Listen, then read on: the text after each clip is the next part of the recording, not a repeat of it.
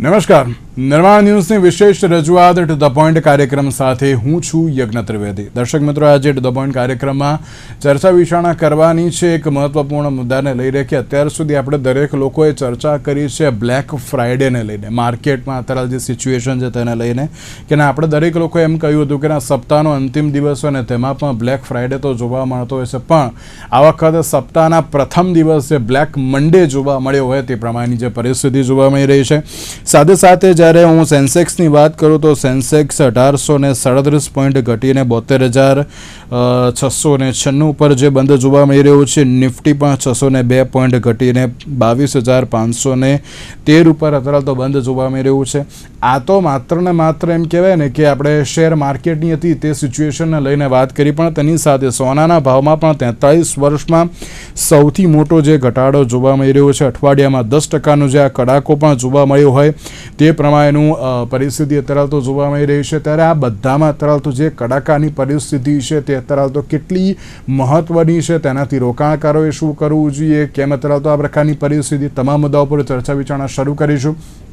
ચર્ચા વિચારણા કરવા માટે અમારી સાથે જોડી ગયા છે માનસભાઈ રાવલ કે જેઓ માર્કેટ એક્સપર્ટ છે, અને સાથે સાથે બ્રિજેશભાઈ પરીખ કે જેઓ માર્કેટ એક્સપર્ટ તો છે અને સાથે સાથે ફાઇનાન્શિયલ એડવાઇઝર પણ છે। જે આ બંને સૌથી પહેલાં તો સ્વાગત છે। નમસ્કાર માનસભાઈ, શરૂઆત મારે આપનાથી કરવી છે। વૈશ્વિક પરિસ્થિતિને લઈને સૌથી પહેલાં તો આપ શું કહેશો? વૈશ્વિક અત્યારે હાલ તો માર્કેટ કઈ પરિસ્થિતિમાં જોવા મળી રહ્યું છે, ત્યારબાદ આપણે ભારતીય શેર માર્કેટ ઉપર આવીશું, પણ અત્યારે હાલ વૈશ્વિક સ્તરે કેવા પ્રકારનો માહોલ છે? કારણ કે એક બાજુ જે અત્યારે હાલ તણાવભર્યો માહોલ તો જોવા મળી રહ્યો છે ને તેના કારણે ગ્લોબલી માર્કેટ અત્યારે હાલ તો અસ્તવ્યસ્ત જોવા મળતું હોય તે પ્રમાણેની પરિસ્થિતિ પણ છે। ભાઈ, આજે આપણે વાત કરીએ કે ગ્લોબલ પરિસ્થિતિની, તો ઓલરેડી આપણે બધા જ ન્યૂઝ જોઈએ છે કે છેલ્લા 1-2 મહિનાથી યુએસ અને ઇઝરાયલ ઈરાન ઉપર જે અટેક કરે છે અને ઈરાન એના ઉપર જે કાઉન્ટર કરે છે, તો આપણે અત્યાર સુધી ન્યૂઝ વાંચતા હતા કે આવું થઈ શકે છે, આમ થઈ શકે છે, બટ અત્યારે આપણે જોવા મળે છે કે આ રિયલમાં આ વસ્તુ થાય છે, અને આ વસ્તુ સ્ટોક માર્કેટથી વધારે કોઈ તમને પ્રેક્ટિકલ વસ્તુ નહીં કહી શકે।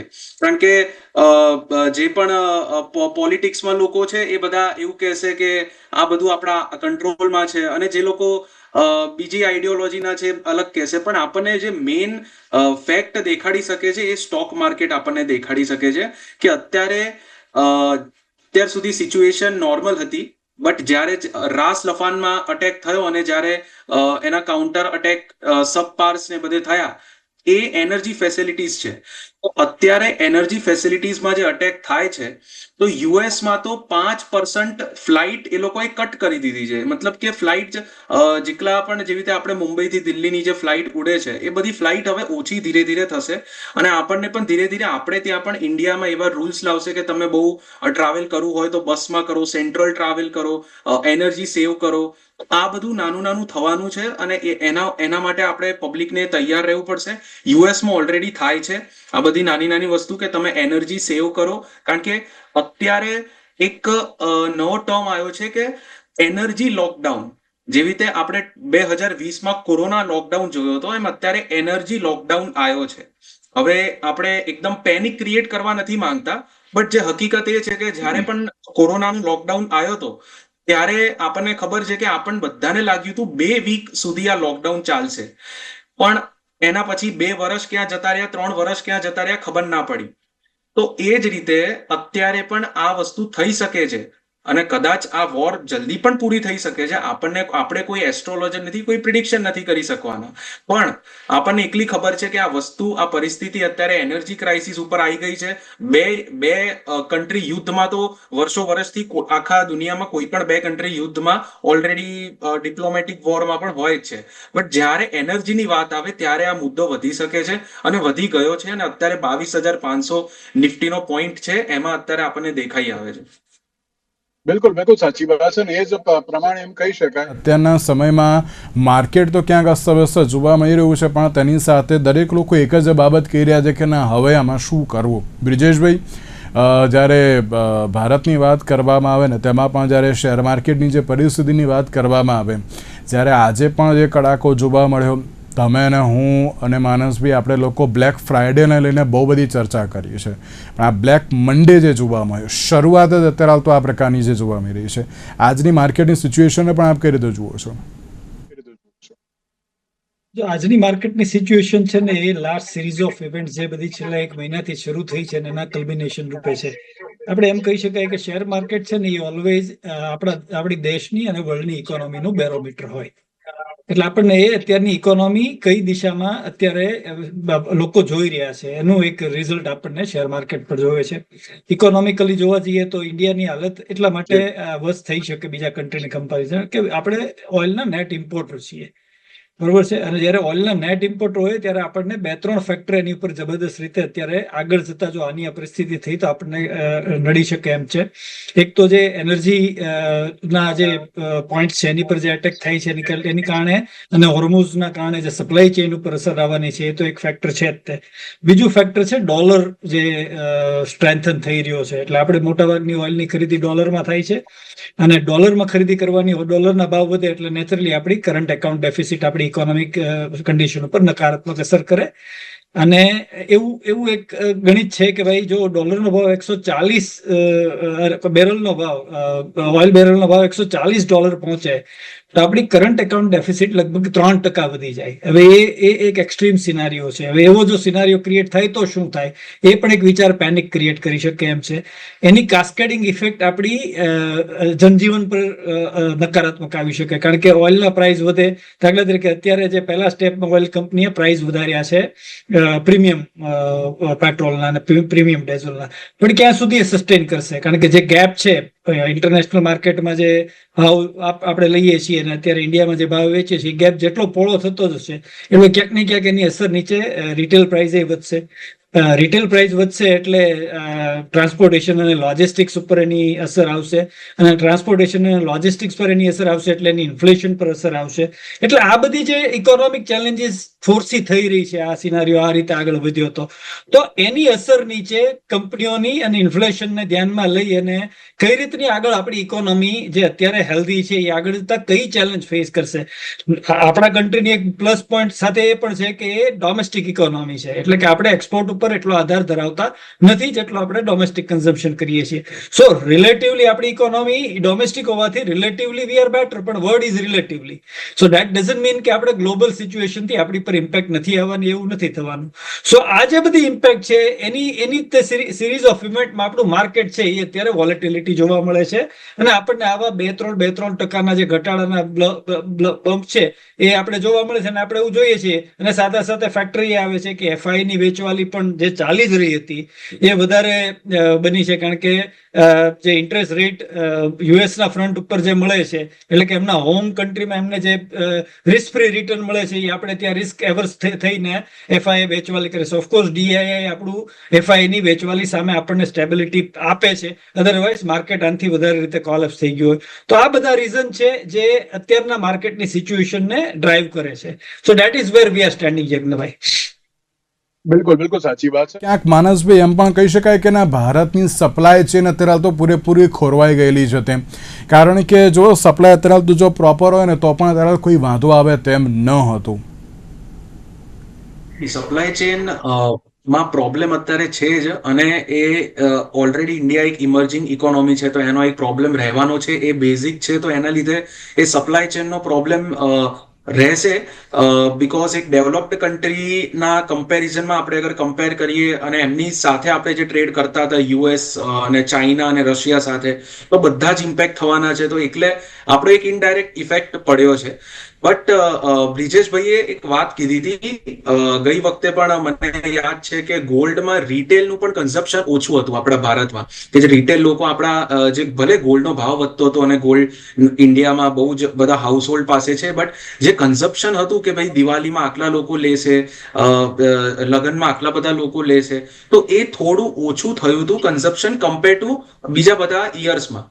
તો આ વસ્તુ ચાલતી હતી, ફોરેન ઇન્વેસ્ટર્સ નીકળતા હતા, અને પ્લસ ગ્લોબલ પરિસ્થિતિ આવી તો એટલે આ બધું એક આપણે ટાઈમ ગણીએ કે બધું એક સાથે થાય છે. અને એલપીજી નો તો શોર્ટેજ અત્યારે કમર્શિયલ બેઝિસમાં ચાલે જ છે. અને અત્યારે ન્યૂઝ આવી કે આપણા 2 શિપ છે સ્ટ્રેટ ઓફ હોર્મોઝ થી અત્યારે આયા અને આવે છે ઓન ધ વે છે એવી ન્યૂઝ મળે છે. પણ આપણે ચાઇનાથી કમ્પેર કરીએ કે ચાઇનાના તો બહુ જ બધા શિપ્સ એક સાથે આવે છે. તો અગર આપણે એવું કમ્પેર કરીએ કે ઇન્ડિયામાં કેમ આટલું નથી આવતું તો આપણને ખબર નથી કે ઇન્ડિયા સિચ્યુએશન હેન્ડલ કરી શકે છે કે નથી કરી શકતી. આપણી જોડે સરસ રિઝર્વ્સ છે એલપીજીના, એ હું માનું છું, અને આપણી જોડે ઇમરજન્સી માટે પણ બહુ જ બધા છે. બટ ઓન ફ્યુચર પ્લાનિંગ જોઈએ તો શું અત્યારે ઇન્ડિયા ડિપ્લોમેટિકલી કરી શકે છે કે નથી કરતી? હમણાં રિસેન્ટલી યુનાઇટેડ નેશન્સ અને ઈરાનની એમ્બેસી છે ઇન્ડિયામાં, એ લોકોનો ટ્વીટ આવ્યો કે અત્યારે ઇન્ડિયા બ્રિક્સ નેશનનું પ્રેસિડેન્ટ છે, જે પ્રેસિડેન્સી બ્રિક્સ નેશનમાં રોટેટ થતી હોય બ્રિક્સ નેશનમાં, તો એ અત્યારે એના એટલું બધું પાવર છે. બ્રિક્સ નેશનની જીડીપી આપણે અગર ઓવરઓલ એક સાથે કરીએ તો આપણી પાસે અત્યારે એટલો બધો પાવર છે કે આપણું એક સ્ટેટમેન્ટ પણ આ વોરને અસર કરી શકે છે, ને આપણે કદાચ આ વોરને એન્ડ કરવા માટે પણ પ્રયત્ન કરી શકીએ છીએ. તો શું આગળ જતા અત્યારે Bharat as a president of BRICS nation કરશે કે નહીં કરે એ ભારત ઉપર પણ ડિપેન્ડ રહેશે. કારણ કે આપણે પણ ઇન્ડિયા પણ હવે એક ભારતનું પણ એક પોતાનું સ્થાન છે ને, એ પણ એક સ્ટેન્ડ આઉટ કરશે તો એ વસ્તુ પણ જોવાલાયક રહેશે. પણ અત્યારે જેમ તમે ટ્રમ્પની ટ્વીટ જોવો છો કે ટ્રમ્પ એક અનએક્સપેક્ટેડ ઇન્સાન છે, એનો આપણને કઈ ખબર નથી શું કરે છે નેક્સ્ટ. તો ટ્રમ્પની અત્યારની ટ્વીટ હતી કે અમે 5 દિવસ લેટ અટેક કરશું અને અમે લોકો અત્યારે ઈરાન લોકો સાથે વાતો કરીએ છીએ, એવી પણ રિસેન્ટ ટ્વીટ હતી. તો એનાથી થોડું ત્યાં માર્કેટ 2 થી 3% વધ્યું. યસ, Because ક્રૂડમાં 10% જે ઘટાડો જોવા મળ્યો. પણ માનસભાઈ, બીજી બાજુ જો જોવા જઈએ ને તો ત્યાં ઈરાને આ બાબતને તરત તો ક્યાંક નકારી છે કે અમારે કોઈ પણ બાબત ઉપર ચર્ચા થઈ નથી.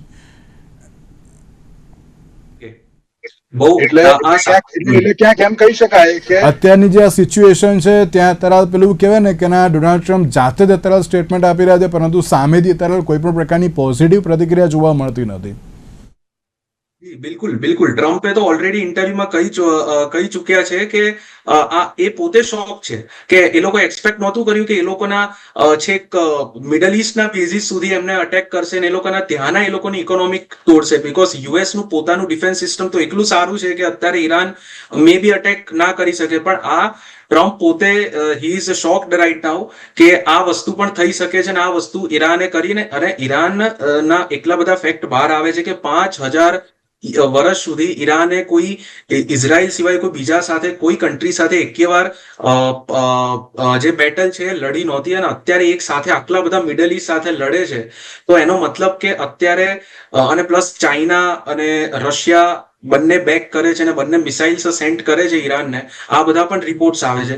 તો અત્યારે આ બધા મોટા મેજર કન્ટ્રીઝ અત્યારે વોરમાં છે. અને અત્યારે હું સ્ટોક માર્કેટની વાત કરું તો ફિયર એન્ડ ગ્રીડ ઇન્ડેક્સ હોય. અત્યારે જ્યારે પણ ફિયર વધારે હોય ત્યારે માર્કેટ ઓછું હોય ને અત્યારે બાય કરવું જોઈએ, અને જ્યારે ગ્રીડ વધારે હોય કે જ્યારે નિફ્ટી 50 25 26 28,000 સુધી પહોંચી જશે ત્યારે બધા એવું કહેશે કે ઇન્ડિયન માર્કેટ બહુ સારું છે. જે લોકોને સ્ટોક માર્કેટમાં ખબર નહીં હોય એ લોકો બોલશે, અને પછી એ લોકો એવું કહેશે કે આમાં તો બહુ પૈસો છે. તો ત્યારે બાય ના કરાય, ત્યારે ગ્રીડ માર્કેટ કહેવાય. તો ફિયર એન્ડ ગ્રીડ ઇન્ડેક્સ તમે ગૂગલમાં સર્ચ કરશો તો એમાં તમને ખબર પડશે. તો ફિયર અત્યારે ચાલે છે તો ફિયરમાં બાય કરવું બહુ સારું રહેશે. આ જ સવાલ હવે આપણે, કારણ કે બધા એમ કહે છે કે ભાઈ માર્કેટ ડાઉન હોય તો કરવાનું શું?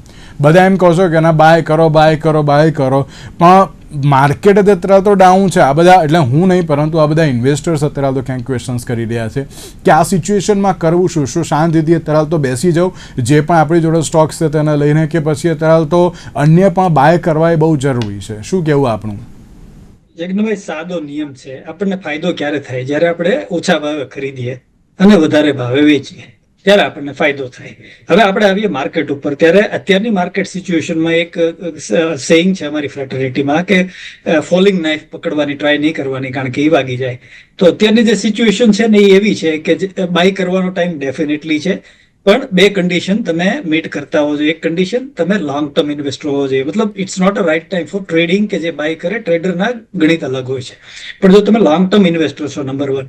અને નંબર 2, તમારી પાસે જે પૈસા પડ્યા છે એ પણ લોંગ ટર્મ માટે છે. તો તમારી પાસે ડેફિનેટલી આ જે ફિયર વાળી વાત કરી એ ફિયર વાળી વાતને આગળ ધપાવતા તમારી માટે ડેફિનેટલી બાય કરવાનો ટાઈમ છે. પણ કેવી રીતે બાય કરવું એ પણ બહુ મહત્વનું છે. બાયનો મતલબ એવો નથી કે મારી પાસે 5 લાખ પડ્યા હોય તો હું આજે માર્કેટમાં જઈ અને 5 લાખના મારે જે ખરીદવા છે એ ખરીદવું. નો, એ રીતે બાય કરવાનું નથી. You should not go all in one. એક સાથે બધું કરવાનો જરૂર નથી.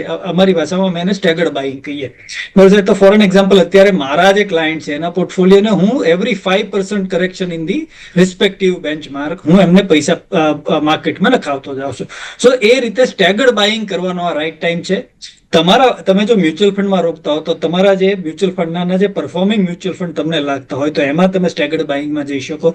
તમે ડાયરેક્ટ ઇક્વિટીમાં ઇન્વેસ્ટ કરતા હો તો તમારા પોર્ટફોલિયોમાં જે ફંડામેન્ટલી સ્ટ્રોંગ કંપની હોય એમાં જ તમે સ્ટેગર્ડ બાઇંગ કરી શકો. પણ ડેફિનેટલી લોંગ ટર્મ પૈસા છે તમારી પાસે ને જો તમે લોંગ ટર્મ ઇન્વેસ્ટર છો તો ડેફિનેટલી આ બાય કરવાનો ટાઈમ છે.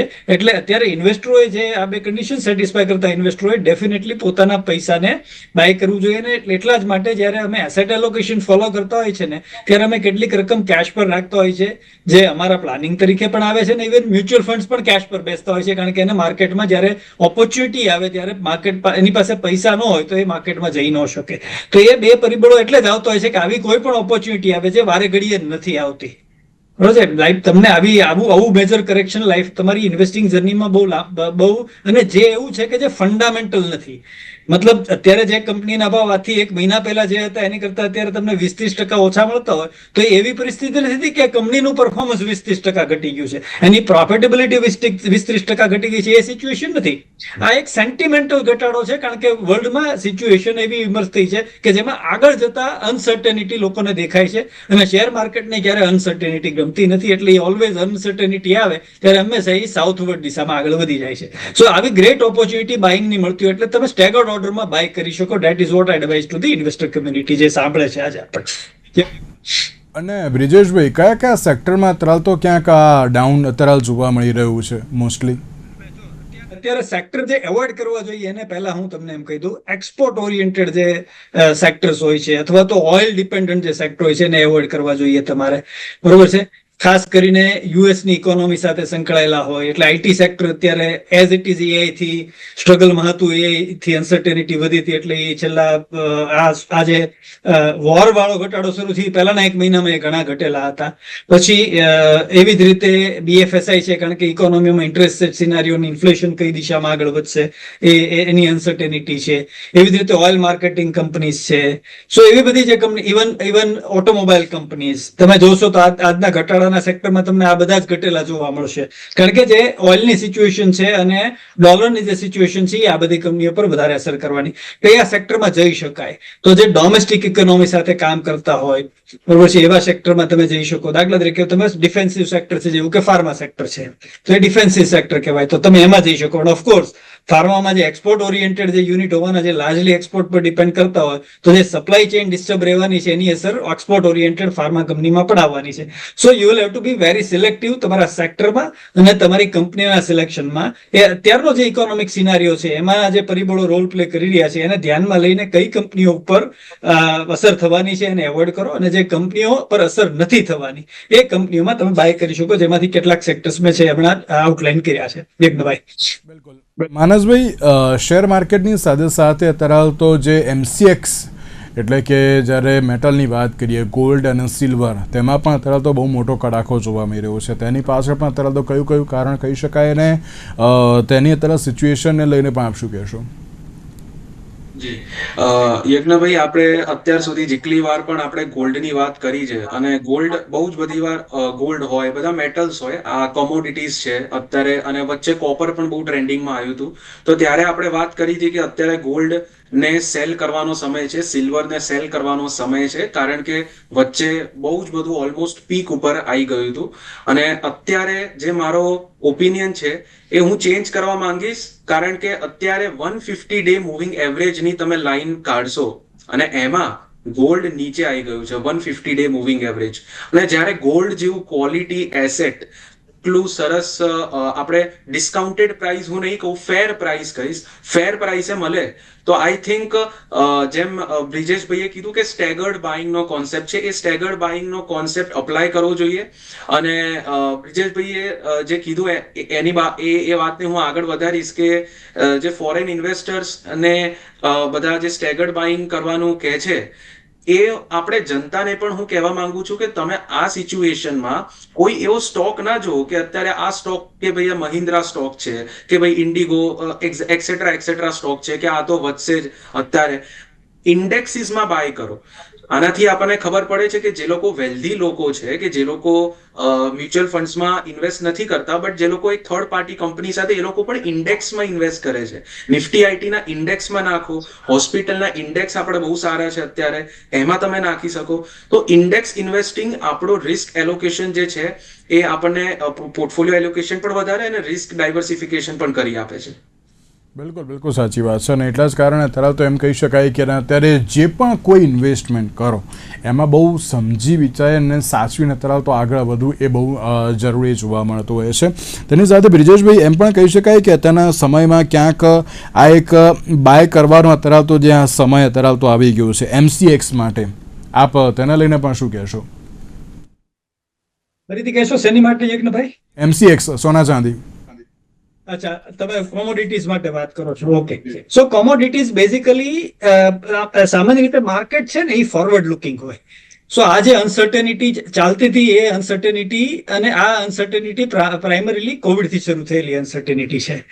કોવિડ ને પછી રશિયા યુક્રેન ને બધી વન બાય વન આવ્યા જ કરે છે. એ અનસર્ટેનિટી હંમેશા સેફ ઇન્વેસ્ટમેન્ટ બાજુ લોકોને લઈ જાય અને gold is one of the safe investment. એટલે ગોલ્ડ ઓલરેડી આ બધી અનસર્ટેનિટી પ્રાઇઝ ઇન કરતું હતું. એટલે સામાન્ય રીતે નિયમ એવો હોય કે જયારે અનસર્ટેનિટી ને ફોરવર્ડ લુકિંગ માર્કેટ ચાલ્યું હોય ને જયારે એ અનસર્ટેનિટી મટીરિયલાઇઝ થાય ને ત્યારે માર્કેટમાં હંમેશા ત્યાર પછી કરેક્શન આવે. અને ડેટ ઇઝ વોટ અત્યારે આપણે ગોલ્ડમાં જોઈ રહ્યા છે. સિલ્વરની સ્ટોરી જુદી છે, કારણ કે સિલ્વરમાં બેઝિકલી એની એપ્લિકેશન ઇન્ડસ્ટ્રીયલ એપ્લિકેશન છે. એટલે એની પર પછી આવીએ ગોલ્ડની વાત આપણે પૂરી કરીએ. એટલે ગોલ્ડ અત્યારે કરેક્ટ થયું છે. કદાચ હું એવું નથી માનતો કે હજી ફેર વેલ્યુ એ પહોંચ્યું છે, પણ કરેક્ટ ડેફિનેટલી થયું છે. તો અગેન ત્યાં આપણે ખરીદી કરવી હોય તો તમે સ્ટેગર્ડ વેમાં લોંગ ટર્મ હોરાઇઝન થી, અને લોંગ ટર્મ હોરાઇઝન નું હું એમ નથી કહેતો કે 1 કે 2 વર્ષ, ધેટ ડઝન્ટ મીન કે ગોલ્ડ કદાચ 1 કે 2 વર્ષમાં તમને રિટર્ન ન આપે, હું કહેવા નથી માંગતો, કારણ કે એ કોઈ પ્રિડિક્ટ ન કરી શકે.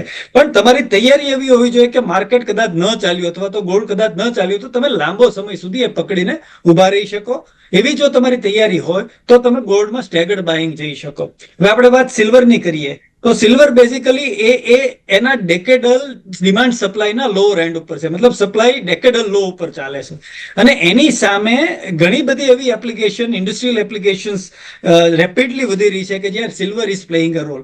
સો સિલ્વર અત્યારે જે થ્રેશોલ્ડ પર ઊભું છે ને એમાં કોઈ ગણિત કામ કરી શકે એવા નથી, કારણ કે ઘણી બધી એવી ઇન્ડસ્ટ્રી છે કે જ્યાં સિલ્વર જે પહેલા હતી નહીં, અને એ ઇન્ડસ્ટ્રી દાખલા તરીકે ચિપ્સ ઇન્ડસ્ટ્રીની વાત કરીએ અથવા તો આપણે જે ધોલેરામાં આવી રહી છે બધી ઇન્ડસ્ટ્રી ની વાત કરીએ તો ત્યાં સિલ્વર એઝ અ મેટલનો ઉપયોગ વધી રહ્યો છે અને એની ઉપર ફોકસ આપણું વધારે, સેમિકન્ડક્ટર ઇન્ડસ્ટ્રી પર ફોકસ આપણું વધારે છે. અને ત્યાં સિલ્વરની globally I am not talking about the India only. So એ ત્યાં સિલ્વરનો યુસેજ વધવાનો છે. એટલે એ પરિસ્થિતિની અંદર સિલ્વર આગળની દિશામાં, સિલ્વરનો માઇનસ પોઈન્ટ એ છે કે ગોલ્ડ તો તમે છે ને માઇનિંગ એક્ટિવિટી વધારી અને ગોલ્ડ કાઢી શકો છો, પણ silver is a by product. એ માઇનિંગ એક્ટિવિટીથી વધતું નથી. મતલબ એ કોર જે મેન્યુફેક્ચરિંગ એક્ટિવિટી થાય છે જેની બાય પ્રોડક્ટ તરીકે આવે છે, એ મેન્યુફેક્ચરિંગ એક્ટિવિટી વધે તો સિલ્વરની સપ્લાય વધવાની છે. સો એ પરિબળો આગળ જતા કેવા પાન આઉટ થશે એ પ્રિડિક્ટ કરવા બહુ ડિફિકલ્ટ છે. એટલે સિલ્વર ઇઝ ઓલવેઝ મારી નજરમાં એ અત્યારની સિચ્યુએશનમાં બેધારી તલવાર છે. તમને એમાં હું લગ શબ્દનો વધારે પ્રયોગ કરીશ, કારણ કે એમાં કોઈ ઇન્વેસ્ટમેન્ટ ફંડામેન્ટલ બહુ જાજો અત્યારના તબક્કે રોલ પ્લે કરી શકે એવા નથી, કારણ કે ન ભૂતો ન ભવિષ્ય તો જેવી સિચ્યુએશનમાં સિલ્વર અત્યારે છે. તો તમે લકી નીકળો તો તમને બેનિફિટ થાય ને તમે જો તમે અનલકી નીકળો તો તમે એમાં પૈસા ગુમાવો પણ ખરા. આવું સિલ્વર બાબતે મારું સ્ટેટ છે. જી બિલકુલ. બ્રિજેશભાઈ, માનસભાઈ, આ બંનેનો આભાર અમારી સાથે આ ચર્ચા વિચારણામાં જોડાવા માટે. દર્શક મિત્રો, જે માર્કેટ તો અત્યારે અસ્તવ્યસ્ત જોવા મળી રહ્યું છે, તેની સાથે નિર્માણ ન્યૂઝ તરફથી હું એક અપીલ કરવા માંગીશ દરેક લોકોને. મહેરબાની કરીને વોટ્સઅપ યુનિવર્સિટીમાં જે કોઈ મેસેજીસ આવતા હોય કે અહીંયા પેટ્રોલ પૂરું થઈ ગયું, અહીંયા ડીઝલ પૂરું થઈ ગયું, અહીંયા આમ થઈ ગયું, અહીંયા તેમ થઈ ગયું, મહેરબાની કરીને એને કોઈ માનતા નહીં. આજે જ વડાપ્રધાન નરેન્દ્ર મોદીએ લોકસભામાં પણ જે આપણી ભારતની સિચ્યુએશન છે તેને તરલ મૂકી હતી. હમણાં થોડીક જ વાર પહેલાં જે ગુજરાતના નાયબ મુખ્યમંત્રી છે તેમના દ્વારા પણ જે કહેવામાં આવ્યું કે પેટ્રોલ ડીઝલની જે પણ કોઈ તંગીને લઈને મેસેજ આવે તેનાથી ગભરાશો નહીં, કોઈ અફવાઓમાં આવશો નહીં, તમામ પ્રકારની સિચ્યુએશન છે તે ટેકલ થઈ જશે. IOCLના જે અધિકારીઓ સાથે પણ જે આજે બેઠક થઈ હતી તેમાં પણ પેટ્રોલ પંપના જે ડીલર્સ એસોસિએશન છે તેમણે પણ કહ્યું હતું કે આ જે શનિ રવિ આવી ગયા તેના કારણે તરત તો ક્યાંક મિસમેનેજમેન્ટ જોવા મળ્યું, પણ બધી જ પરિસ્થિતિ અત્યારે નોર્મલ થઈ જશે. એટલે મહેરબાની કરીને કોઈ પણ પ્રકારના મેસેજમાં ન આવશો. માત્ર ને માત્ર જે ન્યૂઝ ચેનલ અત્યારે ન્યૂઝ બતાવી રહી છે તેની ઉપર વિશ્વાસ કરજો અને ન્યૂઝપેપર ઉપર અત્યારે વિશ્વાસ કરજો. અને જે એમ કહેવાય ને કે દરેક લોકો એમ વોટ્સઅપમાં મેસેજ આવે છે કાલથી બંધ થઈ જશે, એવું કંઈ જ નથી. એટલે મહેરબાની કરીને કોઈ અફવાઓથી અત્યારે દૂર રહેજો અને મહેરબાની કરીને અફવાઓ ફેલાવશો પણ નહીં. મારી જોડે મેસેજ આવ્યા તો હું 10 ગ્રુપમાં મેસેજ નાખી દઉં એવું પણ ના કરતા, કારણ કે અત્યારે તમારા માટે તો હાર્મફુલ છે ને લોકો માટે પણ હશે. એટલે મહેરબાની કરીને અફવાઓથી દૂર રહેજો. તેની સાથે આજના વિશેષ કાર્યક્રમ મને આપશે. નમસ્કાર.